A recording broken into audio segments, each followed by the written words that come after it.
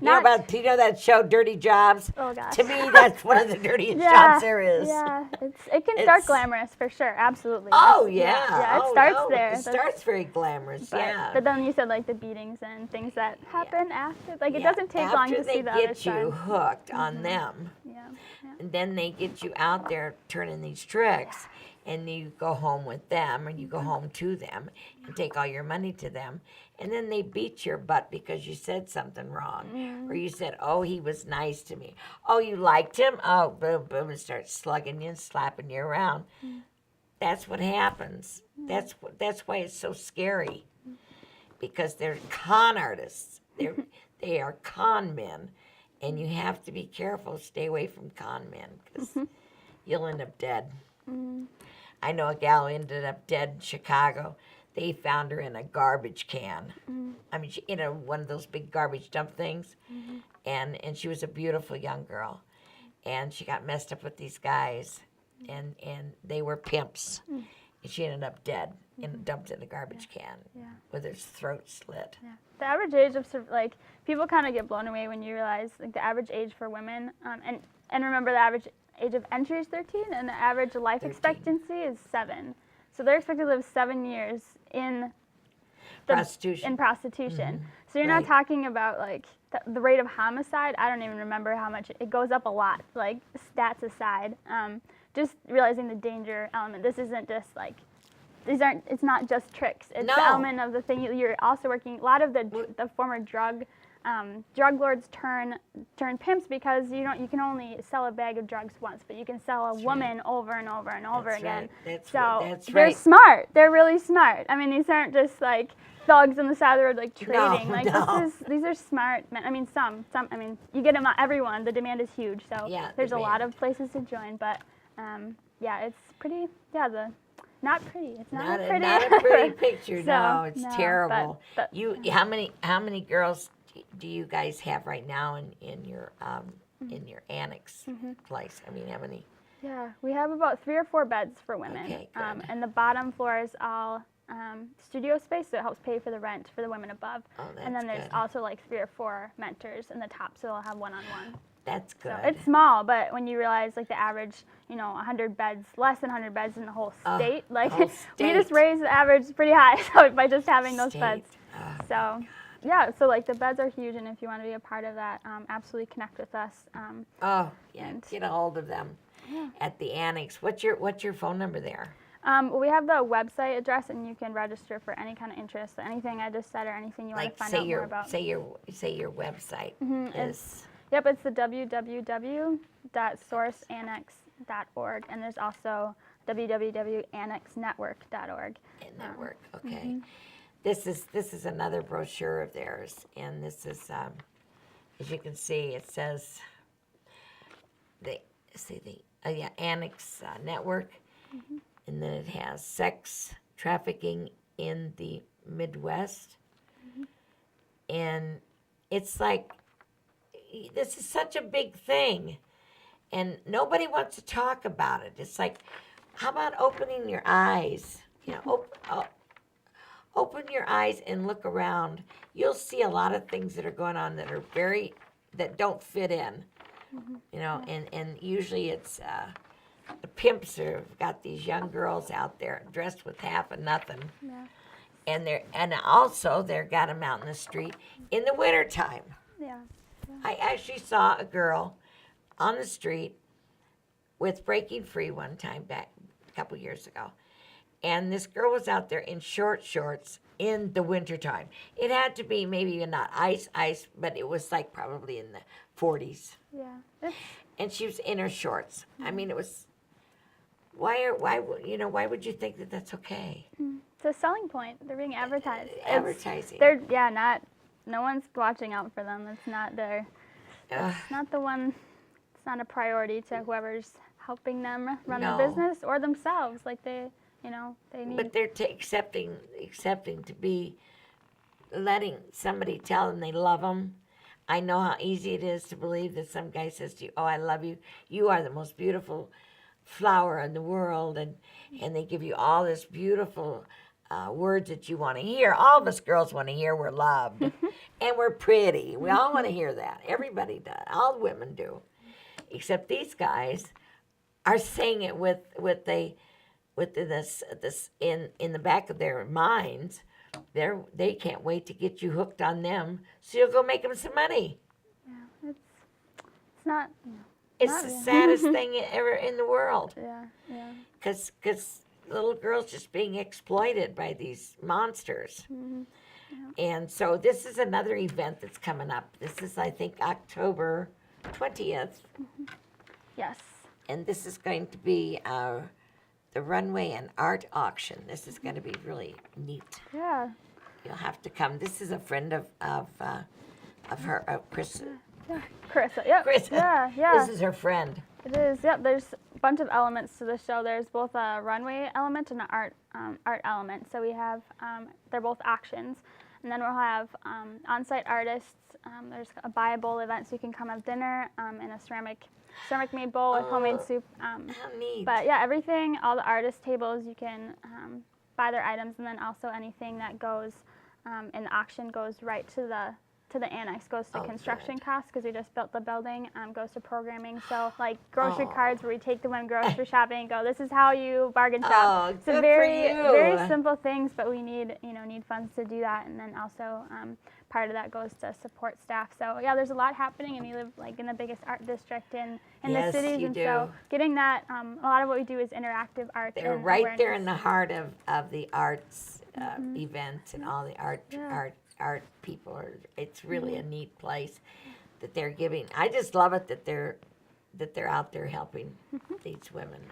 That's what I'm happy about. Yeah, we're right across from the MAA, the Minneapolis Institute of Art, and right by across the street from MCAD. So the students in the MCAD. It's a really neat part of town. Neat part of town. Yeah, that's neat.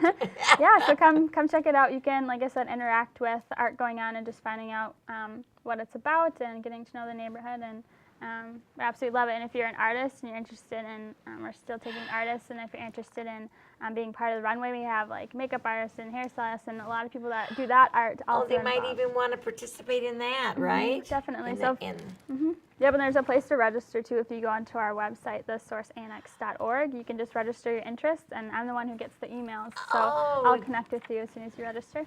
So yeah, that would be great. Love to be part of that. Yeah, they should come and be part of that. Yeah. And are they going to be able to is it going to be actually runway? In other words, they're going to wear outfits and stuff? It is. We're actually featuring Breaking Free. They have a new clothing line just coming out this fall, so I'm really excited to get that out there. That's exciting. We also have a couple other lines, one that works for another nonprofit, which is going to be announced soon. And then we also have like the middle runway element is like an awareness piece.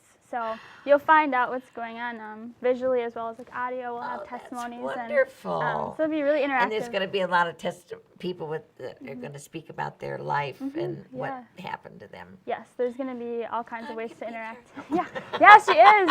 She's bringing her book. So come meet Jane and find out her book and the things she's sharing. Absolutely. Yeah, that's going to be really fun. Yeah. And what's really going to be fun also, or funny, I'm going to be having eye lift. Okay. Darling. I'm going to have an eye lift done on the 15th. Okay. And so I'll still have I'll still have the two black eyes, I'm sure. There you go. By that show. So you want to come and see Janie with two black eyes? Come on. Come as you are. Come as you are. I might take them off and say I'd rather fight than switch. No. Oh man, yeah. No, it'd be great. Thank you for what you're doing too. I absolutely, just come and share your story. Absolutely love it. And like I said, pick up her book, learn to know what you're doing in your story. Book. She's also the producer here at the shows and also the editor.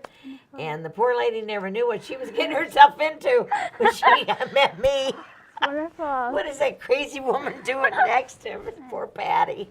But she's always busy. Never a dull moment. Lots to do. Never a dull moment for the poor woman. No, but anyway, now this is October the 20th, and this one is going to be showing, right? Yes. Of October 14th. So we're going to be busy here. Got to go see these things here. This is. I'm really interested in this because this is worldwide, right? Yes. In other words, these people have done a documentary. Yes, yes. And you can go online or Google it or Facebook, do research, see what you're getting yourself into. Okay. Yeah, go check it out before you go and see it if you're kind of skeptical, or Right. look at it online. They have Look at all the trailers. awards, may goodness sakes. They have all these nice awards. The same guy who was involved in the taping of Lord of the Rings is involved in this. So this isn't just like at-home filming. This is incredible piece of artwork. Incredible I can't wait filming. to see it. So make sure you go check this out. This is going to be really something to see. And then I love there's a new, it looks like a new slogan or something that Peter has gotten. It says, break from past, foundation for future. Source Annex. Now that's neat, huh? Break from the past, because, oh boy, do we always like to, well, I was, no. I have a tendency to do that, because I was, no. And then foundation for future. And the Source Annex is going to have a foundation for our future. We have to stop this 300,000 children per year. Think about that. Wrap your head around that. 300,000. It's got to stop. Yeah. And a lot of the women too that get involved in the annex, or just in general, like drug recovery, you name it, also have to drug. That's right. cut off from their old support systems or even their support systems at all. And so not just finding a house for them to live in, but like what we can provide as far as like building them up and supporting them as like a holistic community with lots of different events we do. So it's not just houses we're helping. We're trying to equip people that either want to do something or just even be there for these girls. Trying to live a different life. It's not easy. It's all of it. A lot of them. They've been in for a little while. They've been their whole life. Doesn't matter. Like it's something to break away from, and that's hard and it's huge. And we're trying to help. So. You can be part runaways, of that. runaway girls and boys that have run away. For sure. Also, they have help for them. Yep, we have the Before 48 campaign, which usually in 1995 Source started working with transitional housing and homeless youth and seeing kids coming out of sex trafficking or prostitution since '95. So we've been doing this for 17 years. So they started something called Before 48, which the name was just they were realizing that within that 48-hour window of any kid hitting the street, either like argument with your parents and grabbed the car and left, like anything, you name it, the scenario, within that 48-hour window, they get propositioned by the sex and or drug industry. So like a lot of kids, even though they're working with homeless youth, we're finding that these kids already knew about, the sex industry or had been experienced, at least exposed to it. So their vision was to get in that same 48-hour window was to get to these kids and offer them hope. Like, what if within that same window they're offered hope and somewhere else to go, and even just somewhere to come and eat or find community that was good and healthy. And they've been doing that ever since. So, and the Source Annex for the prostitution, sex trafficking element is just another way to do that. And so, we work, like you said, in the artistic and reach out to the art community, and we're part of the art community. Like we're not just like servicing it. It's something that we really are passionate about too, and walk alongside them and love it just as much as they do, and do music and have art fests in the summer. Just do life with them. So. And we have a seminar too on October 27th at Bethel University here in St. Paul. Oh, at Bethel. So like I said, like the seminars that you can host yourself, Bethel is doing that October 27th. So if you want to see how that's done, if you want to get involved or have that happen, that's a good way to see it, what it's like. And come to all these events, because I'm going to be there. So you might as well come and join all of us in hopefully celebrating someone from getting out of the business would be nice. But anyway, I'm so glad you could join me today. I hope you will come in and watch my show again, because it's very important that there's so many messages. My message, my meaning in life, my whole existence is to get this message out that this is going on, that women are being exploited every day, every minute of every day. And I want the women to get help, and I want the girls to break free from all the chains that are binding them. And God love you. Take care.